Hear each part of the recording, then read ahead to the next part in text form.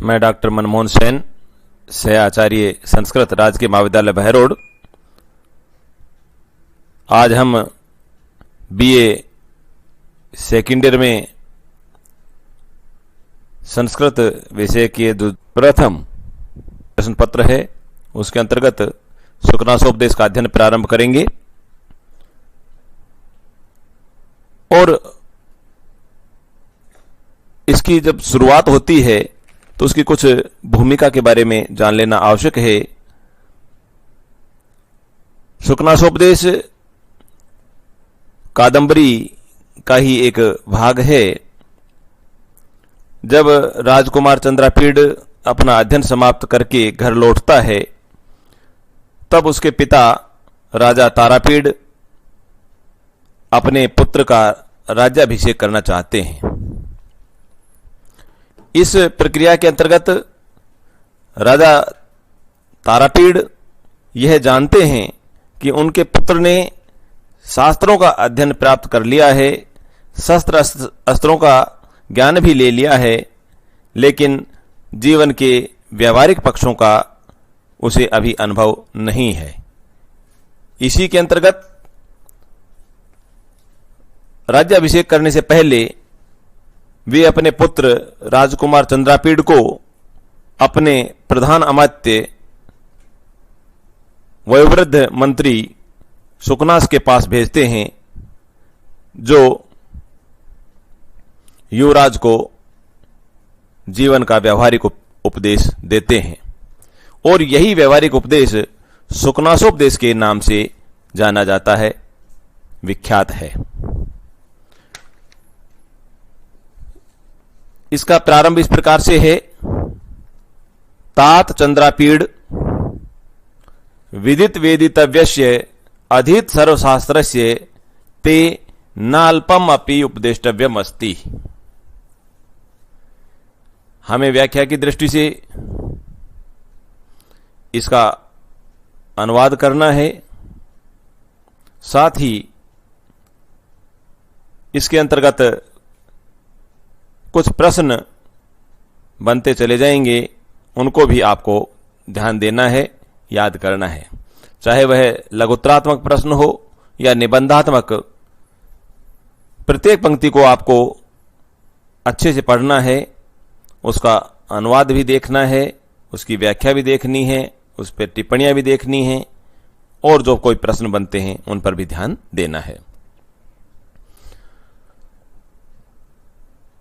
सुखनास मंत्री कहते हैं, तात, हे पुत्र चंद्रापीड़, विदित वेदितव्यस्य, विदित वेदितव्यस्य, वेदितव्यस्य जानने योग्य समस्त बातें, जानने योग्य समस्त विषय विदित आप जानते हैं, विदित जानते हैं। वेदितव्यस्य जानने योग्य समस्त विषयों को विदित आप जानते हैं। अधीत सर्वशास्त्रस्य, अधीत अध्ययन कर चुके हैं, सर्वशास्त्र से सभी शास्त्रों का। आपने वेद आदि समस्त शास्त्रों का गहन अध्ययन भी कर लिया है। ते न अल्पम अपि उपदेष्टव्यम अस्ति, ते तुम्हारे लिए अब न अल्पम अपि, नाल्पम अपि, थोड़ा सा भी उपदेष्टव्यम न अस्ति, उपदेश देना शेष नहीं है। तो इसका अर्थ इस प्रकार से है, ते तुम्हारे लिए न अल्पम अपि उपदेष्टव्यम अस्ति, अब थोड़ा सा भी उपदेश देना शेष नहीं है। जैसे कि कहते हैं, सुखनास मंत्री कहते हैं, तात चंद्रापीड़, हे पुत्र चंद्रापीड़, विदित वेदितव्यस्य, आप जीवन की जानने योग्य समस्त विषयों को विदित जानते हैं। अधीत सर्वशास्त्रस्य, तुमने समस्त शास्त्रों का अध्ययन भी कर लिया है।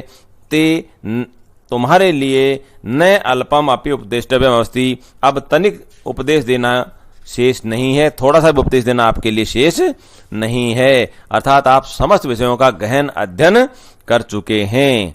अब इसमें देखेंगे कि वैसे तो आपको इसके अंत में हम बताएंगे, लेकिन विदित वेदितव्यस्य, विदितम वेदितव्यस्य यस्य से तस्य बहुब्री समास का प्रयोग है जैसे कि, और विदित के अंतर्गत देखेंगे विद ज्ञान अर्थ में धातु है, विद धातु है और तय प्रत्यय लगाया गया, विदित बना।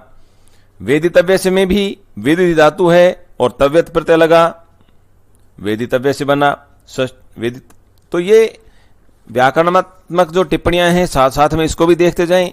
और आप देखेंगे न अल्पम अपि उपदेष्टव्यम अस्ति, यहां पर आपको न अल्प के अंदर न अल्प नाल्प बन गया, तो यहां दीर्घ संधि ए प्लस ए बराबर आ हो गया, तो दीर्घ संधि हो गई। अपि उपदेष्टव्यम, अप्युपदेष्टव्यम, तो अपि धन उपदेष्टव्यम। अब इनको आपको संधि विच्छेद करके शब्द निकाल करके उसका अर्थ लगाना है, जिससे कि आपको सरलता होगी। क्योंकि आचार्य बाणभट्ट, महाकवि बाणभट्ट की यह विशेषता है कि वो उनका एक एक शब्द है कई कई पंक्तियों का होता है। ये आपको इस काव्य की विशेषता में देखने को मिलेगा। समास बहुल शब्दावली का इसमें प्रयोग किया गया है। बड़े बड़े शब्द हैं जो कि कई कई पंक्तियों तक चलते रहते हैं, तो ये आपको कला पक्ष की प्रधानता इसमें देखने को मिलेगी। तो अपि उपदेष्टव्यम जैसा कि कहा, तो अपि के अंतर्गत ई है और उपदेष्टव्यम का ऊ है, तो ई से परे ऊ यहां आया है, असमान स्वर है, इसलिए इक है यणची, इको यणची, एक स्थाने यणस्यात् अचि संहितायाम, इस सूत्र के अनुसार यहां पर ई के स्थान पर यह हुआ और अप्युपदेष्टव्यम इस प्रकार बना। इन सब बातों का आपको ध्यान साथ साथ में देना है। मैं संधि विच्छेद करके, संधि तोड़ करके इन शब्दों को पढ़ने का प्रयास करता हूं, जिससे कि आपको सरलता से वो शब्द और उनका अर्थ समझ में आ जाए। तो क्या कहा, तात चंद्रापीड़, हे पुत्र चंद्रापीड़, विदित वेदितव्यस्य, जानने योग्य ज्ञातव्य जो भी विषय हैं विदित उन सब को आप जानते हैं। अधीत सर्वशास्त्र से सभी शास्त्रों का तुम्हारे द्वारा अधीत अध्ययन भी कर लिया गया है। ते अब तुम्हारे लिए न अल्पम अपि उपदेष्टव्यम अस्ति, थोड़ा सा भी उपदेश देना शेष नहीं है। केवलम च निसर्गते एव अभानुभेद्यम रत्नालोकोच्छेद्यम अप्रदीप प्रभापनेयम अति गहनम तमह यौवन प्रभवम। केवलम चे केवल यौवन प्रभवम, युवावस्था के प्रभाव से उत्पन्न होने वाला तमह जो अज्ञान रूपी अंधकार है, निसर्गतः एव अभानुभेद्यम, स्वभाव से ही अभानुभेद्यम, भानु सूर्य को कहते हैं, अभानुभेद्यम सूर्य के प्रकाश से भेदने योग्य नहीं है। केवल युवावस्था के प्रभाव से जो अज्ञान रूपी अंधकार पैदा होता है, वो अज्ञान रूपी अंधकार कैसा है, अभानुभेद्यम, वो उसे सूर्य के प्रकार से भेदा नहीं जा सकता। रत्न आलोक उच्छेद्यम, रत्न आलोक उच्छेद्यम नए अर्थ में है, यानी कि रत्नों के प्रकाश से उच्छेद्यम ने उसे दूर नहीं किया जा सकता। अप्रदीप प्रभापनेयम, प्रदीप दीपक की प्रभा प्रकाश से, लो से भी अपनेयम दूर करने योग्य नहीं है। अति गहनम और अत्यधिक गहन है, सघन है, अत्यधिक सघन है। तो क्या कहा, केवल युवावस्था के प्रभाव से उत्पन्न होने वाला जो अज्ञान रूपी अंधकार है वो बहुत गहरा है, बहुत सघन है, और कैसा है, अभानुभेद्यम, सूर्य के प्रकाश से जिसे भेदा नहीं जा सकता।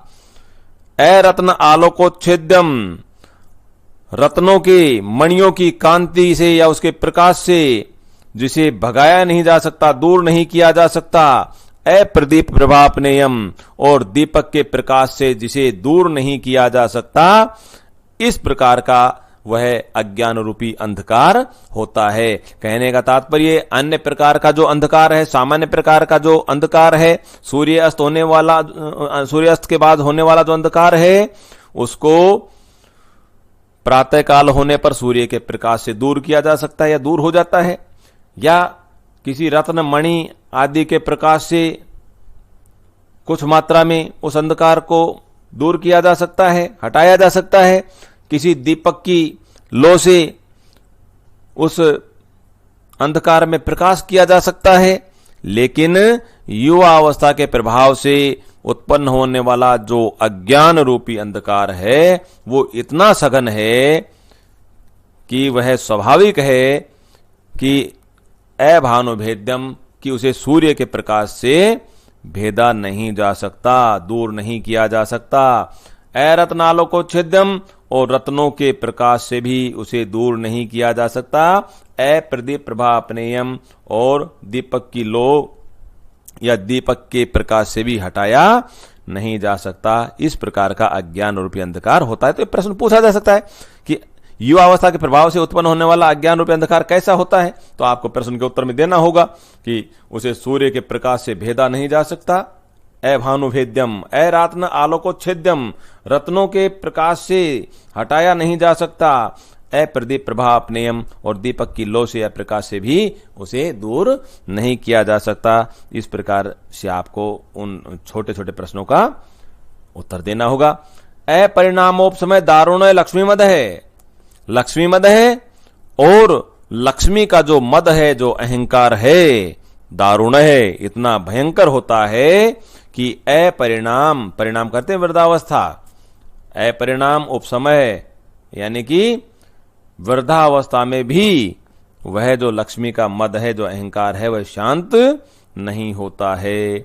जब एक तो युवावस्था और दूसरा उसके साथ में लक्ष्मी प्राप्त हो जाना, युवावस्था में ही इतने अज्ञान रूपी अंधकार पैदा होता है, इतनी ऊर्जा होती है, इतना उत्साह होता है, और फिर साथ में लक्ष्मी मिल जाए तो लक्ष्मी का जो अहंकार है इतना भयंकर होता है, दारुण, इतना भयंकर होता है कि अपरिणामोपसमय की वृद्धावस्था आने पर भी वह शांत नहीं होता है। इस प्रकार से यहां तक युवावस्था और लक्ष्मी के अहंकार के बारे में बतलाया गया है।